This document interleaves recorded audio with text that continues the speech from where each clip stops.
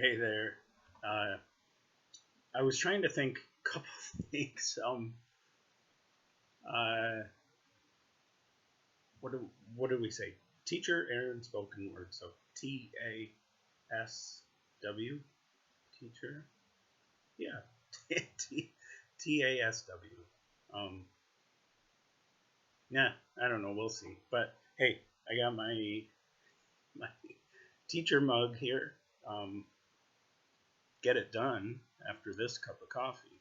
Now, this is my second cup, and I was thinking, like, how do you know when you've had enough coffee?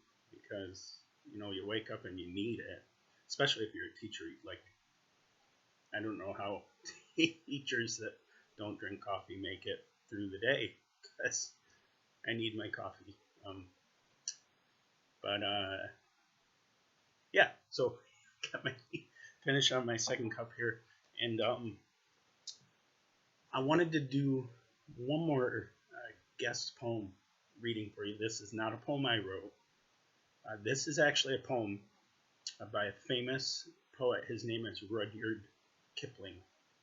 And I have a special story for you about this poem. First, the title of it is called If. If. And the neat thing about this poem, for me, poem by Rudyard Kipling, is that when I was in high school, I was on the wrestling team, and I had a coach. His name's Brad Anderson. He's still a wrestling coach today at Forest Hills Central High School. Awesome wrestling coach, awesome guy. Really admire him, look up to him. Still, even after all these years. But I was going through, a rough time in high school, like most of us probably did, or middle school for some of you.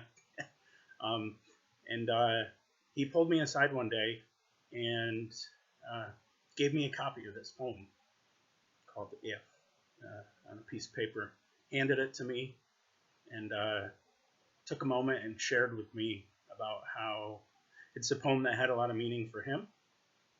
And ironically enough, ever since he did that, geez, I must have only been 15. So this is almost, 31 now. That's 16 years later.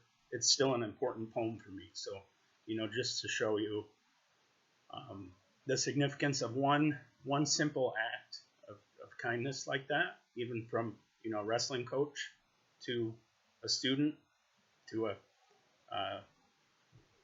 someone on the wrestling team, it makes a big deal. It's little acts of kindness make a big deal. So anyway, I have this poem taped in the front of one of my journals. That's chocked full of stuff, and I'd like to read it to you.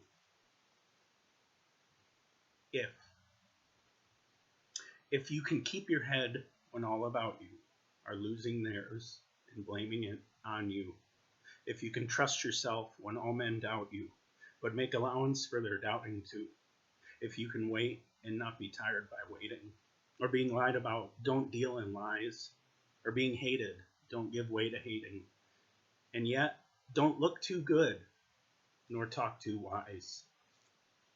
If you can dream and not make dreams your master, if you can think and not make thoughts your aim, if you can meet with triumph and disaster, and treat those two impostors just the same, if you can bear to hear the truth you've spoken, twisted by knaves to make a trap for fools, or watch the things you gave your life to broken, and stoop and build them up with worn-out tools, if you can make one heap of all your winnings and risk it on one turn of pitch and toss, and lose and start again at your beginnings, never breathe a word about your loss, if you can force your heart and nerve and sinew to serve your turn long after they are gone, and so hold on when there is nothing in you except a will which says to them, hold on. If you can talk with crowds and keep your virtue, or walk with kings, nor lose a common touch. If neither foes nor loving friends can hurt you, if all men count with you, but none too much, if you can fill the unforgiving minute with 60 seconds worth of distance run, yours is the earth and everything that's in it. And which is more? You'll be a man, my son,